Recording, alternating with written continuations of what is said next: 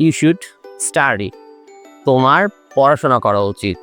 We should go, আমাদের যাওয়া উচিত। হি শুড লিভ নাও, তার এখনই চলে যাওয়া উচিত। শুড মানে উচিত, অর্থাৎ কোনো কিছু করা উচিত বোঝাতে আমরা শুড ব্যবহার করে থাকি। এখন প্রশ্ন হচ্ছে, আমরা শুড হ্যাভ কখন ব্যবহার করব? মূলত অতীতে কোনো কাজ আমাদের করা উচিত ছিল কিন্তু আমরা সেটা করিনি বা কোনো কারণে করা হয়নি, এমন পরিস্থিতিতে আমরা সেটা বোঝাতে শুড হ্যাভ ব্যবহার করে থাকি।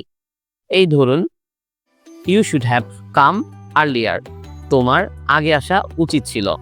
I should have said something to her, তাকে আমার কিছু বলা উচিত ছিল। তবে মনে রাখতে হবে, শুড হ্যাভের পর সব সময় ভার্বের পাস্ট পার্টিসিপল ফর্ম বসে। ধন্যবাদ।